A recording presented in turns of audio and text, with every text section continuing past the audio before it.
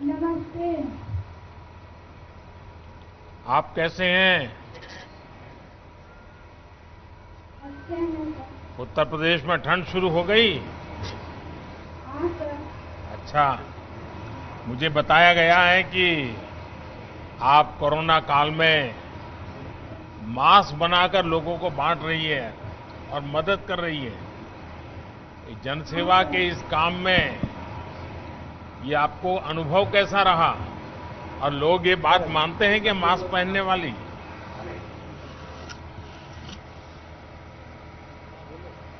हाँ sir. Corona संकट में हम मास्क निःशुल्क समाज के समूह द्वारा अपने गांव में और अपने गांव और अपने किसान दीदी भैया और मजदूर मनरेगा में काम करे वाला है उन सबके बांटे। कितनी महिलाएं आपके साथ काम करती हैं फूलपति? साहब हमरे गांव में हमरे समूह में 14 महिलाएं हैं। अब तक कितना मास्क बांटा होगा आपने लोगों को? कितने लोगों को मास्क पहुंचाया होगा आपने?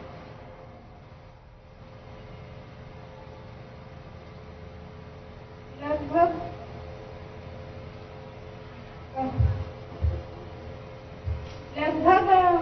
वहाँ हम अपने गांव से लेके अच्छा। जिले से लेके ब्लॉक से 1000 मास्क बटले हैं। ये जो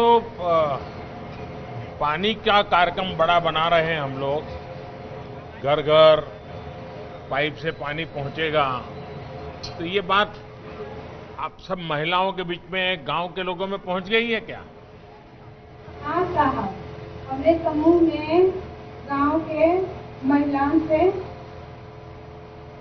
मिली ये जो कुछ किए गए ताकि हम लोग के घर घर पानी का दिक्कत रहा था यहाँ। नहीं, क्या लगता है, सब गांव वालों को क्या लगता है, ये पानी की व्यवस्था होगी तो क्या फायदा होगा? क्या लगता है आपको? साहब हमारे गांव में पानी की सुविधा ताकि घर घर पानी मिली, ताकि जो दीदी भैया हमारे यहाँ नदी से और कुआं से कितना पाइप से कितना कितना दूर से लाना पड़ता है? 1 किलोमीटर ओह। दूरी, 1.5 किलोमीटर दूरी से। हम्म। और पानी कैसा होता है? पानी शुद्ध होता है या ऐसा ही पानी?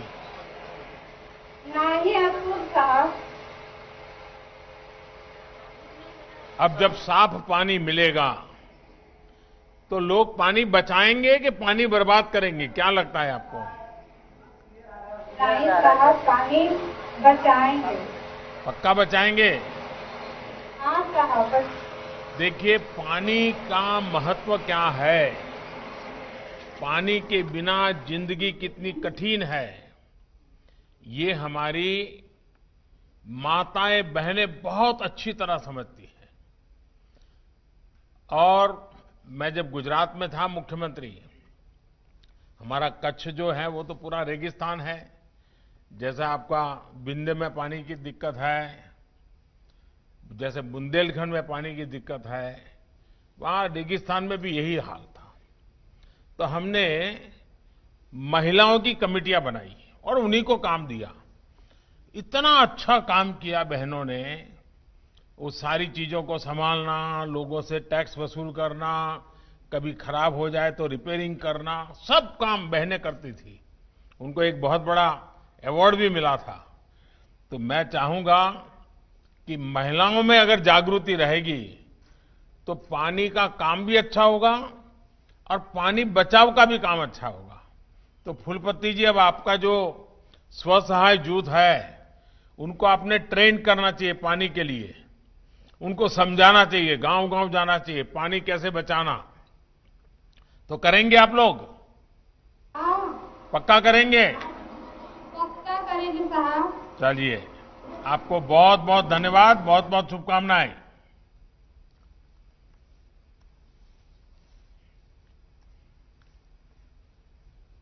बैठिए फूलपति जी।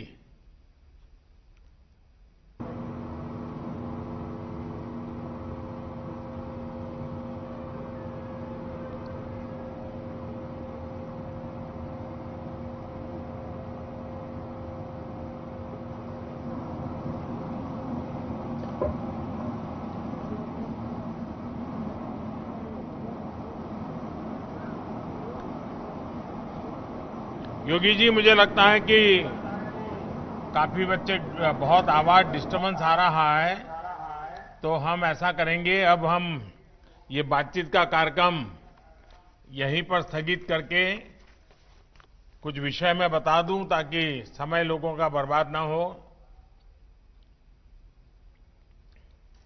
माननीय प्रधानमंत्री जी से अनुरोध है कि हम सबको अपने आशीर्वचनों से अनुग्रहित करने की बात करेंगे।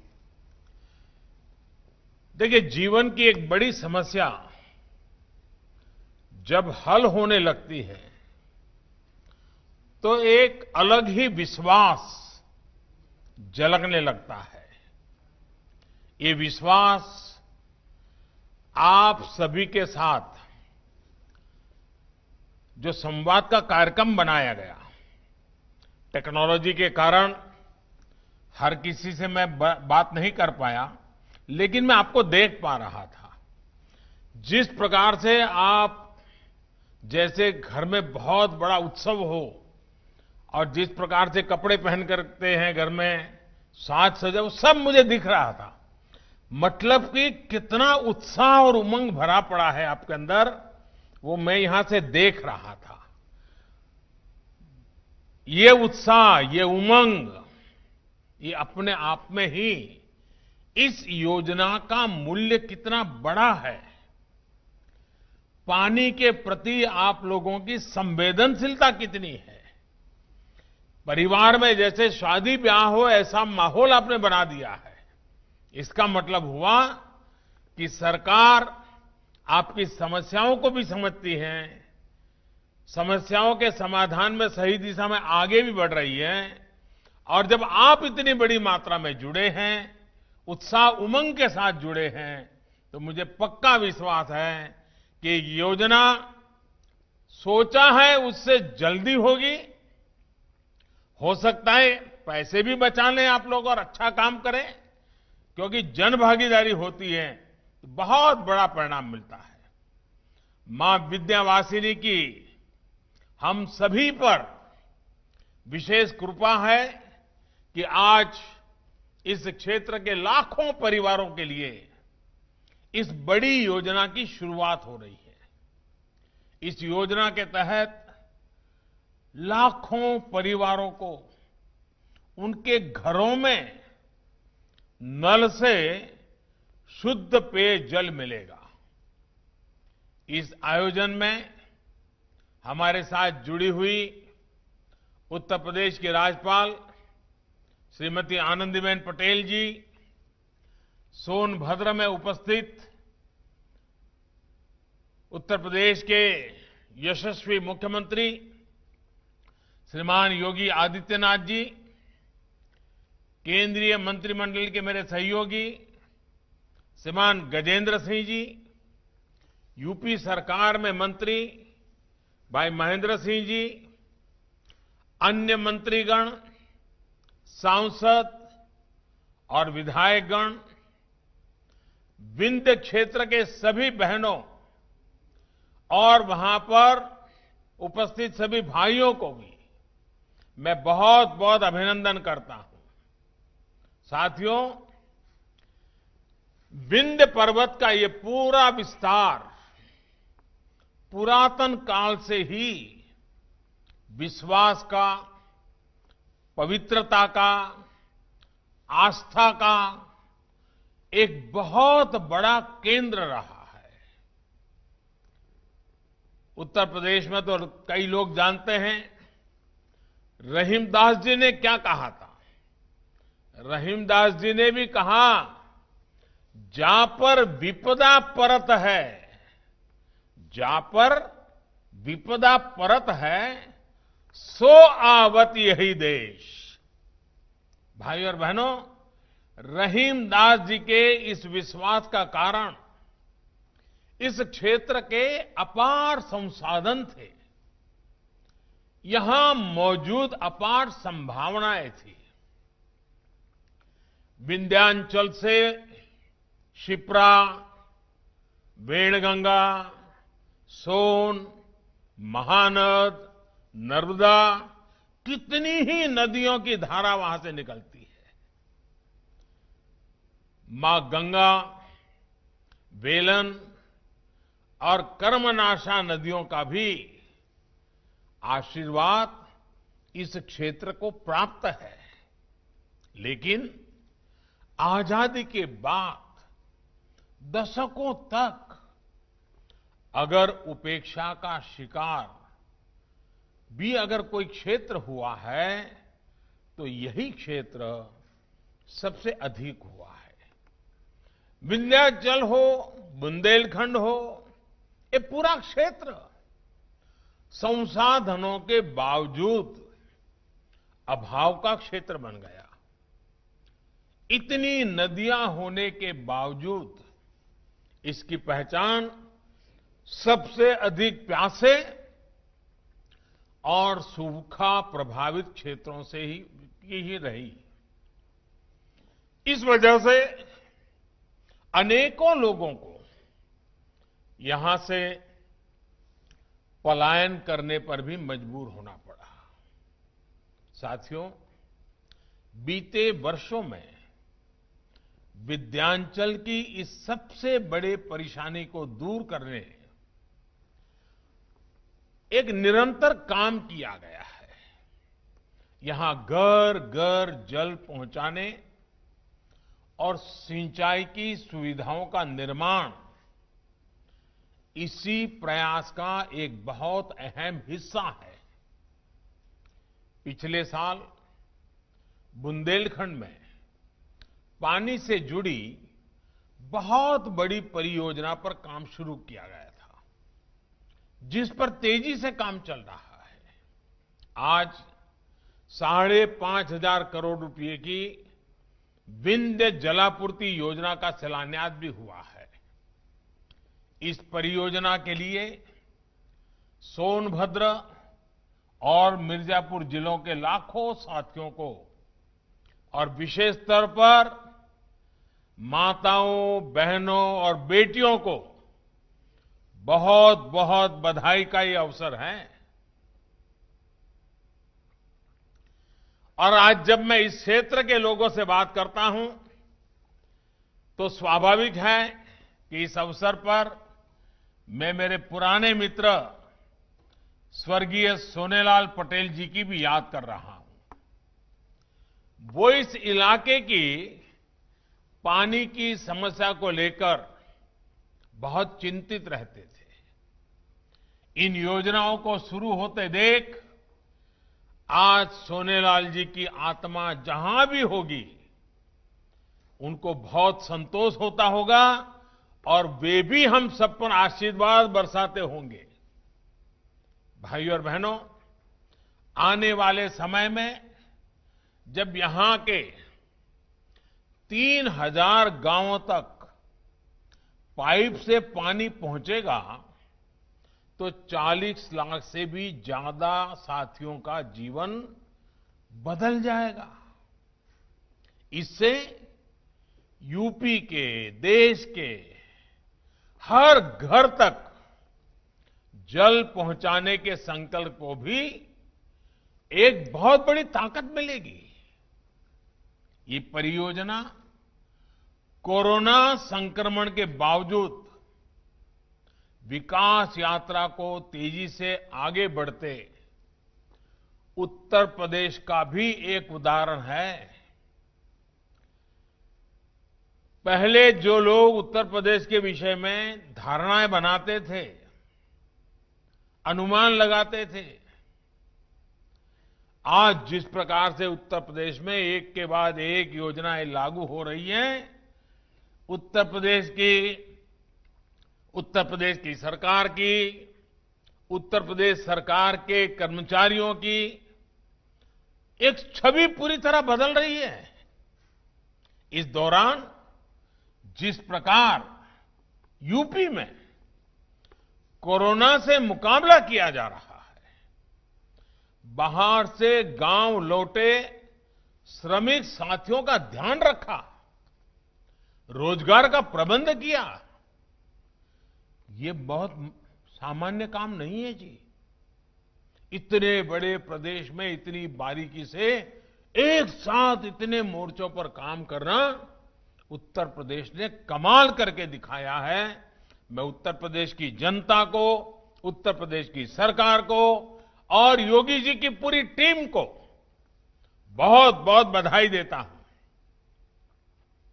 साथियों, हर घर जल पहुंचाने के अभियान को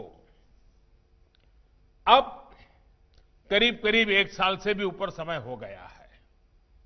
इस दौरान देश में 2 करोड़ 60 लाख से ज्यादा परिवारों को उनके घरों में नल से शुद्ध पीने का पानी पहुंचाने का इंतजाम हो चुका है और इसमें लाखों परिवार हमारे उत्तर प्रदेश के भी हैं। हम अपने गांव में रहने वाले गांववासी हमारे भाइयों बहनों के लिए शहरों जैसी सुविधाएं उपलब्ध कराने की निरंतर कोशिश कर रहे हैं। आज जो परियोजनाएं शुरू हो रही हैं, उससे भी इस अभियान को और गति मिलेगी। इसके अलावा अटल भूजल योजना के तहत पानी के स्तर को बढ़ाने के लिए जो काम हो रहा है, वो भी इस क्षेत्र को बहुत मदद करने वाला है। भाइयों और बहनों, हमारे यहां कहा जाता है, एक पंथ दो काज।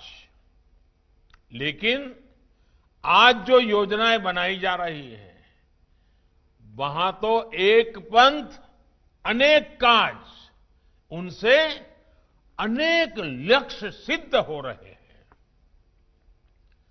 जल जीवन मिशन के तहत घर घर पाइप से पानी पहुंचाने की वजह से हमारी माताओं बहनों का जीवन आसान हो रहा है। इसका एक बड़ा लाभ गरीब परिवारों के स्वास्थ्य को भी हुआ है।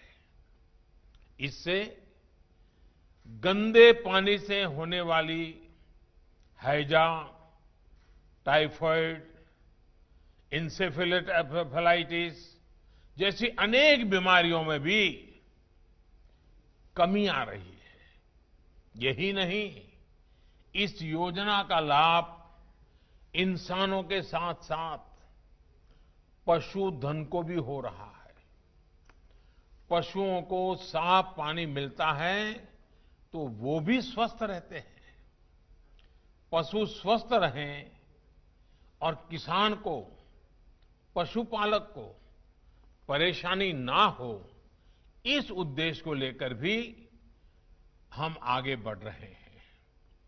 यहां यूपी में तो योगी जी की सरकार के प्रयासों से जिस प्रकार इंसेफ्लाइटिस के मामलों में कमी आई है, उसकी चर्चा तो दूर दूर तक है। एक्सपर्ट लोग भी इसकी चर्चा करते हैं।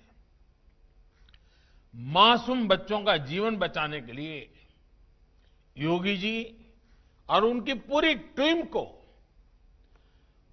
मैं मानता हूं हर उत्तर प्रदेश वासी इतने आशीर्वाद देता होगा, इतना आशीर्वाद देता होगा, शायद जिसकी हम कल्पना नहीं कर सकते।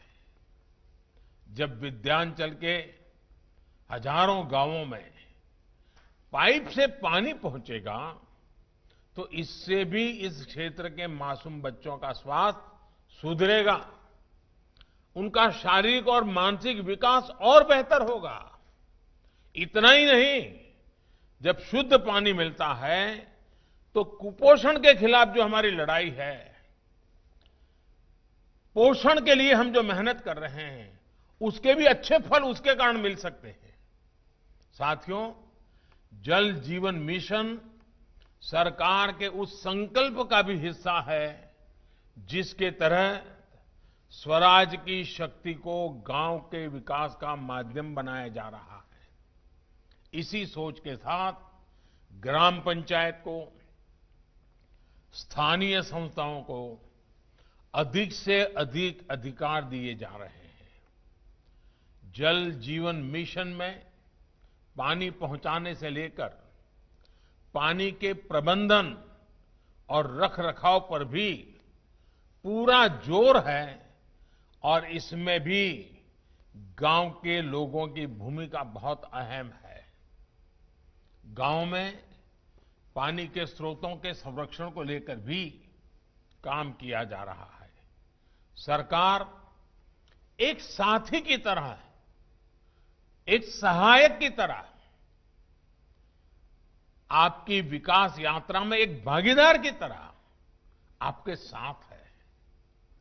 जल जीवन मिशन ही नहीं बल्कि प्रधानमंत्री आवास योजना के तहत जो गरीबों के पक्के घर बन रहे हैं उसमें भी यही सोच प्रदर्शित होती है। किस क्षेत्र में कैसा घर हो, किस सामान से घर बने, पहले की तरह ये अब दिल्ली में बैठकर तय नहीं होता है। अगर किसी आदिवासी गांव में विशेष परंपरा के घर बनते हैं तो वैसे ही घर बने। दिल्ली वाले सोचते हैं वैसे नहीं।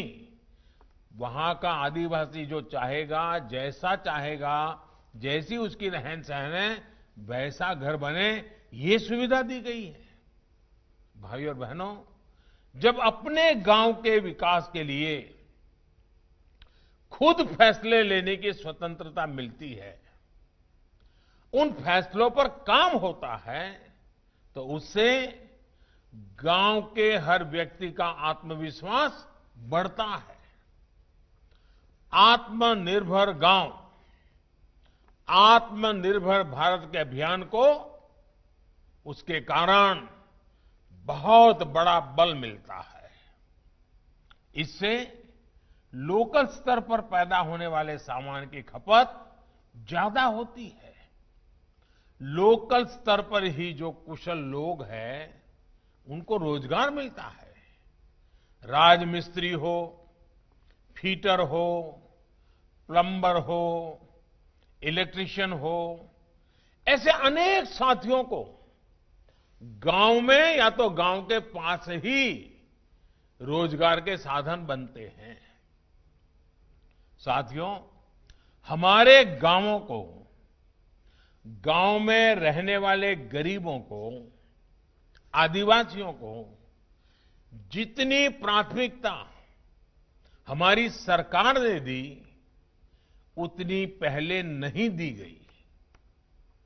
गरीब से गरीब को एलपीजी गैस सिलेंडर देने की योजना से गांव में जंगल से सटे क्षेत्रों को डबल लाभ हुआ है, दोहरा लाभ हुआ है। एक लाभ तो हमारी बहनों को धुएं से, लकड़ी की तलाश में लगने वाले समय और श्रम से मुक्ति मिली। यहां इतनी बड़ी मात्रा में जब माताएं बहनें बैठी हैं, पहले जब हम लकड़ी से चूल्हा जलाते थे, खाना पकाते थे, तो हमारी माताओं बहनों के शरीर में एक दिन में 400 सिगारेट जितना धुआं जाता था। घर में बच्चे रोते थे, मां खाना पकाती थी, 400 सिगरेट जितना धुआं इन माताओं बहनों के शरीर में जाता था। क्या होगा उनके हाल का, उनके शरीर का क्या हाल होता होगा? उसको मुक्ति दिलाने का एक बड़ा अभियान हमने चलाया और घर घर गैस का चूल्हा, गैस का सिलेंडर, ताकि मेरी इन गरीब माताओं बहनों को उन 400 सिगारेट जितना धुआं अपने शरीर में न लेना पड़े, ये काम करने का प्रयास किया है। दूसरी तरफ ईंधन के लिए जंगलों के कटान की मजबूरी भी इससे खत्म हुई है। देश के बाकी गांवों की तरह यहां भी बिजली की बहुत बड़ी समस्या थी। आज ये क्षेत्र सौर ऊर्जा के क्षेत्र में दुनिया में अग्रणी बनते जा रहा है। भारत का अहम केंद्र है। मिर्जापुर का सौर ऊर्जा प्लांट यहां विकास का नया अध्याय लिख रहा है। इसी तरह सिंचाई से जुड़ी सुविधाओं के अभाव में विंध्याचल जैसे देश के अनेक क्षेत्र विकास की दौड़ में पीछे रह गए। लेकिन इस क्षेत्र में बरसों से लटकी सिंचाई परियोजनाओं को पूरा किया जा रहा है। वहीं दूसरी तरफ बंजर जमीन पर किसान सौर ऊर्जा से बिजली पैदा करके अतिरिक्त कमाई कर सके, इसके लिए भी मदद की जा रही है। हमारा अन्नदाता ऊर्जा दाता बने। वो अन्न पैदा करता है, लोगों को का पेट भरता है। अब वो अपने ही खेत में उसके साथ साथ ऊर्जा भी पैदा कर सकता है और लोगों को प्रकाश भी दे सकता है। हम विंध्य क्षेत्र के विकास के लिए हर संभव प्रयास कर रहे हैं। चाहे वो मेडिकल इंफ्रास्ट्रक्चर बनाना हो या फिर इस इलाके में सड़कों का निर्माण, सभी पर बहुत तेज गति से काम चल रहा है। बिजली की स्थिति पहले क्या थी और अब कितनी बेहतर है, ये आप भी भली भांति जानते हैं। भाई और बहनों, गांव में विश्वास और विकास की कमी में एक और बड़ी समस्या रही है, घर और जमीन से जुड़े विवाद। इस समस्या को उत्तर प्रदेश के इस हिस्से में रहने वालों से बेहतर भला कौन समझ सकता है। कारण ये है कि पीढ़ी दर पीढ़ी रहने के बाद, उसके बाद भी गांव की जमीन के कानूनी कागज नहीं थे। अगर उनका घर है तो उस घर के संबंध में भी कितना है, लंबा है, कितना चौड़ा है, क्या उसकी साइज है, कागज कहां है, कुछ नहीं था। दशकों से लोग ऐसे ही जीते रहे, समस्या को झेलते रहे, विवाद बढ़ते गए और कभी कभी तो मारधाड़ हो जाती है, गला काटने तक पहुंच जाता है मामला, भाई भाई के बीच झगड़ा हो जाता है। 1 फुट जमीन के लिए एक पड़ोसी के साथ दूसरा पड़ोसी का लड़ाई हो जाती है। अब इस समस्या के स्थायी समाधान के लिए स्वामित्व योजना के तहत यूपी में ड्रोन टेक्नोलॉजी से घर और जमीन के नक्शे बनाए जा रहे हैं। इन नक्शों के आधार पर घर और जमीन के कानूनी दस्तावेज घर और जमीन के मालिक को सौंपे जा रहे हैं। इससे गांव में रहने वाले गरीब, आदिवासी, वंचित साथी भी कब्जे की आशंका से निश्चिंत होकर अपना जीवन व्यतीत कर पाएंगे। वरना मुझे तो मालूम है, गुजरात में तो आपके क्षेत्र के बहुत लोग काम करते हैं, तो कभी उनसे मैं बात करता था कि भाई क्यों चले गए थे, तो कहे नहीं नहीं भाई, हमारा तो वहां जमीन का झगड़ा हो गया, हमारे घर का किसी ने कब्जा कर लिया, मैं यहां काम करता था, कोई घर में घुस गया। अब ये कागज मिलने के बाद ये सारे संकटों से आप मुक्त हो जाएंगे। यही नहीं, जरूरत पड़ने पर गांव के अपने घर के जो दस्तावेज हैं, जो कागज है, उससे अगर आपको कर्ज लेने की जरूरत पड़ी, बैंक से लोन लेने की जरूरत पड़ी, तो अब आप उसके हकदार बन जाएंगे। आप जा सकते हैं, कागज दिखा करके बैंक से लोन ले सकते हैं। साथियों, आज सबका साथ, सबका विकास, सबका विश्वास, ये मंत्र देश के हर हिस्से, हर नागरिक के विश्वास का मंत्र बन चुका है। आज देश के हर जन, हर क्षेत्र को लग रहा है कि उस तक सरकार पहुंच रही है और वो भी देश के विकास में भागीदार है। हमारे जनजातीय क्षेत्रों में भी आज ये आत्मविश्वास में भली भांति उसमें एक नई ताकत आई है और मैं इसको देख पा रहा हूं। आदिवासी अंचलों में मूल सुविधाएं तो आज पहुंच ही रही है, बल्कि इन क्षेत्रों के लिए विशेष योजनाओं के तहत भी काम किया जा रहा है। जनजातीय युवाओं की शिक्षा के लिए देश में सैकड़ों नए एकलव्य मॉडल आवासीय स्कूल स्वीकृत किए गए हैं। इसमें हमारे आदिवासी इलाकों के बच्चों को हॉस्टल की सुविधा उपलब्ध होगी। इसमें से अनेक स्कूल यूपी में भी खुल रहे हैं। कोशिश ये है कि हर आदिवासी बाहुल्य ब्लॉक तक इस व्यवस्था को पहुंचाया जाए। पढ़ाई के साथ साथ कमाई की संभावनाएं भी तलाशी जा रही हैं। वन उपजों की ज्यादा कीमत आदिवासी साथियों को मिले, इसके लिए 1250 वन धन केंद्र पूरे देश में खोले जा चुके हैं। इनके माध्यम से सैकड़ों करोड़ रुपए का कारोबार भी किया गया है। यही नहीं, अब आत्मनिर्भर भारत अभियान के तहत वनोपज आधारित उद्योग भी आदिवासी क्षेत्रों में लगे, इसके लिए भी जरूरी सुविधाएं तैयार की जा रही हैं। आदिवासी क्षेत्रों के विकास के लिए पैसे की कमी ना हो, इसके लिए डिस्ट्रिक्ट मिनरल फंड बनाया गया है। सोच ये है कि आदिवासी क्षेत्रों से निकलने वाली संपदा का एक हिस्सा उसी क्षेत्र में लगे। उत्तर प्रदेश में भी इस फंड में अब तक लगभग 800 करोड़ रुपए इकट्ठा किए जा चुके हैं।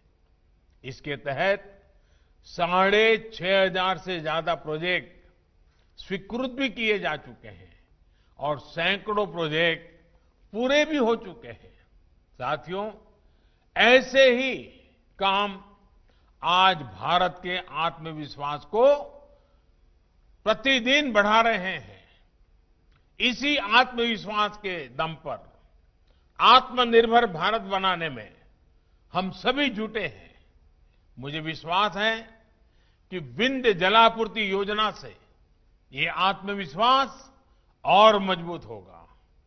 हां, इस बीच आपको ये भी याद रखना है कि कोरोना संक्रमण का खतरा अभी भी बना हुआ है। 2 गज की दूरी, मास्क और साबुन से साफ सफाई के नियम किसी भी हालत में भूलने नहीं हैं। जरा सी ढिलाई खुद को, परिवार को, गांव को संकट में डाल सकती है। दवाई बनाने के लिए हमारे वैज्ञानिक कठिन तप कर रहे हैं। दुनिया भर के वैज्ञानिक लगे हुए हैं। सबसे धनवान देश के लोग भी लगे हैं और गरीब देश के लोग भी लगे हैं। लेकिन जब तक दवाई नहीं, तब तक ढिलाई नहीं। आप इस बात को ध्यान में रखेंगे। इसी विश्वास के साथ आपका बहुत बहुत धन्यवाद और बहुत बहुत शुभकामनाएं।